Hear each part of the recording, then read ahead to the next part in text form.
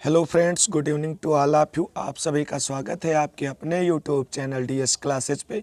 इस YouTube channel पे आपको यूपी टेट, सी टेट और बीएड की क्लासेस के साथ साथ UP board class 6 to 12 English, prose और ग्रामर दोनों सेक्शन को पढ़ाया जाएगा और इसी के साथ में क्लास 6 to 10 मैथमेटिक्स की भी क्लासेस आपको अवेलेबल करवाई जाएंगी। बहुत ही जल्द ये सुविधा हम आप लोगों के लिए शुरू करने वाले हैं। और यूपी टेट का जैसे नोटिफिकेशन जारी होता है और फॉर्म अप्लाई शुरू होते हैं वैसे ही क्लासेस शुरू हो जाएंगी। तो साथियों, वीडियो को लाइक कीजिए, दोस्तों को शेयर कीजिए और वीडियो शुरू करने से पहले एक छोटी सी रिक्वेस्ट है कि यदि आप हमारे चैनल पर पहली बार आए हैं तो प्लीज़ चैनल को सब्सक्राइब करें और सब्सक्राइब करने के बाद आने वाले बेल आइकन को ज़रूर दबाएं। तो आप इस चैनल को UP TET, C TET, BEd, class 6 to 12 English और 6 to 10 मैथमेटिक्स के लिए अवश्य सब्सक्राइब करें। तो आइए शुरू करते हैं आज का वीडियो। तो आज का वीडियो क्लास 10th के स्टूडेंट्स के लिए है और इसमें हमने क्लास 10th में जितनी भी मोस्ट इम्पॉर्टेंट सेंट्रल आइडियाज़ हैं क्लास 10th की उनको लेकर के आए हैं और इसी सेंट्रल आइडियाज़ में से कोई एक सेंट्रल आइडिया आपके बोर्ड एग्ज़ाम में पूछी जाएगी। पूछी तो ये तीनों जाएंगी लेकिन अलग अलग कोड में ये तीनों सेंट्रल आइडियाज़ आएंगी। तो आइए शुरू करते हैं आज का वीडियो और देखते हैं सबसे पहले सेंट्रल आइडिया द फाउंटेन की। तो द सेंट्रल आइडिया जो द फाउंटेन है ये इम्पॉर्टेंट सेंट्रल आइडिया है। हाँ, हमने देखो लिख रखा है कि कितनी बार ये पूछी गई है, तो इसीलिए इस पोएम की सेंट्रल आइडिया जो है वो इस प्रकार से है। The fountain is a source of inspiration for the poet. It looks charming day and night. It remains glad in all weathers. Its movements are natural and it cannot be trained. It is untiring, ever happy, ceaselessly aspiring, ever fresh and glorious. The poet also wishes to remain fresh, constant and upward like the fountain। तो ये थी इस poem की central idea. अब इसमें कुछ word आए हैं उनका हम मीनिंग समझते हैं। तो सबसे पहले देखते हैं फाउंटेन। तो फाउंटेन का मीनिंग होता है फव्वारा। सोर्स का अर्थ होता है स्रोत। इंस्पिरेशन का अर्थ होता है प्रेरणा और पोएट का अर्थ होता है कवि। और बीदर्स का अर्थ होता है मौसम। मूवमेंट्स का अर्थ होता है क्षण। नेचुरल का अर्थ होता है प्राकृतिक। ट्रेंड मतलब प्रशिक्षित। अनटायरिंग मतलब बिना थके हुए। इवर हैप्पी यानी सदैव प्रसन्न। सीजलेसली मतलब होता है निरंतर। एस्पायरिंग मतलब उठते हुए। ग्लोरियस मतलब भव्य होता है इसका। पोएट का अर्थ कवि होता है। विशेष का मतलब इच्छाएं या शुभकामनाएं। फ्रेश का ताज़ा। कांस्टेंट का अर्थ होता है स्थिर। अपवर्ड का अर्थ होता है ऊपर की ओर। फाउंटेन का अर्थ तो बता ही चुके हैं, फव्वारा होता है।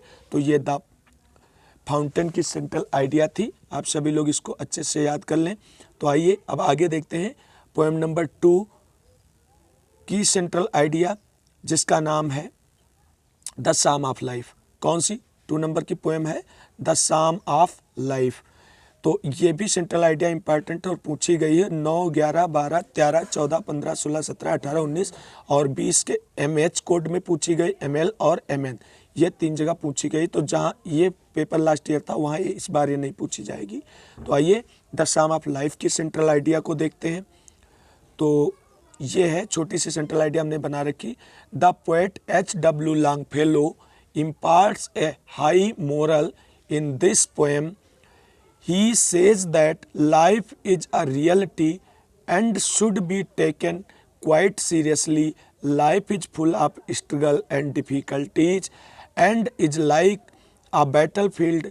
We should face it bravely to achieve our goals in life. We should be patient and hard working। अर्थात इसमें जो सेंट्रल आइडिया में कुछ वर्ड आए हैं उनकी हम देखते हैं। तो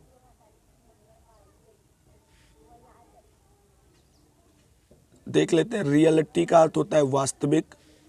सीरियसली का अर्थ होता है गंभीरता पूर्वक। स्ट्रगल का अर्थ होता है संघर्ष और डिफ़िकल्टीज़ का अर्थ होता है कठिनाइयों से। और बैटल फील्ड मतलब युद्ध का क्षेत्र। फेस मतलब सामना करना। ब्रेवली मतलब बहादुरी से। टू अचीव यानी प्राप्त करने में। आवर गोल्स, गोल्स मीन्स लक्ष्य होता है। और पैशंस मतलब होता है धैर्य। और हार्ड वर्किंग मतलब परिश्रमी। तो ये इसके कठिन वर्ड थे, ये हो गए। और आप सभी लोग यदि देखना चाहें तो इस सेंट्रल आइडिया का हिंदी भी मीनिंग हमने लिख रखा है, तो आप लोग यदि चाहें तो इसको पढ़ सकते हैं। वैसे कोई आवश्यकता नहीं है, आपको केवल ये सेंट्रल आइडिया ही याद करनी है जो यहाँ से यहाँ तक है। आप इसको याद कर लो, आपके 4 नंबर बोर्ड एग्जाम में पक्के हैं। तो आगे अगली सेंट्रल आइडिया को देखते हैं। तो अगली सेंट्रल आइडिया है, ये भी इम्पॉर्टेंट सेंट्रल आइडिया है, द विलेज सॉन्ग, अर्थात इसको हिंदी में कहें ग्राम्य गीत इसको कहा जा सकता है हिंदी में।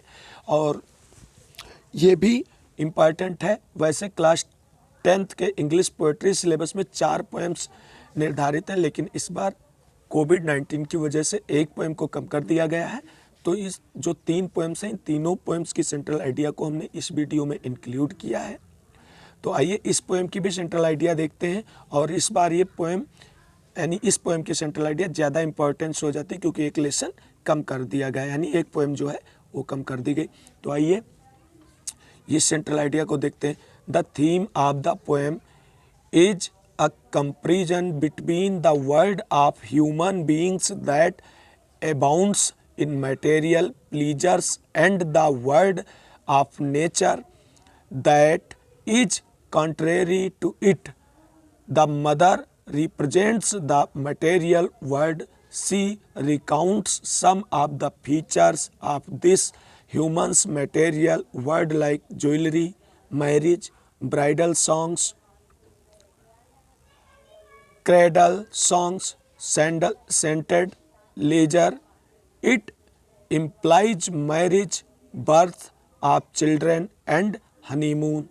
The daughter represents the world of nature, the blossoming of champa, the island in the river, resounding with cuckoos cooking, gurgling of streams attract her. She knows that laughter and all the songs will end in sorrows. अर्थात इस कविता के हिंदी भावार्थ को मैं पढ़कर आपको बता रहा हूँ। कविता का मुख्य विषय मानव संसार जो भौतिक आनंदों से पूर्ण है तथा प्रकृति का संसार जो इसके विपरीत के मध्य अंतर है। माँ भौतिक संसार का प्रतिनिधित्व करती, वह मानव के भौतिक संसार की कतिपय विशेषताओं जैसे आभूषण, विवाह के समय गाए जाने लगे गीतों, शिशु जुला गाई गई लोरियाँ, मधुर मिलन के क्षणों को गिनाती है। इसका तात्पर्य विवाह शिशुओं के जन्म मधुर मिलन के क्षणों से है, जबकि पुत्री प्रकृति के संसार का प्रतिनिधित्व करती। चंपा का पुष्पित होना, नदी में स्थित कोयल की कूक से गूंजना, टापू झरनों का कलकल स्वर उसे आकृष्ट करते हैं। उसे यह विदित है कि हास्य व समस्त गीत दुख में समाप्त होते हैं।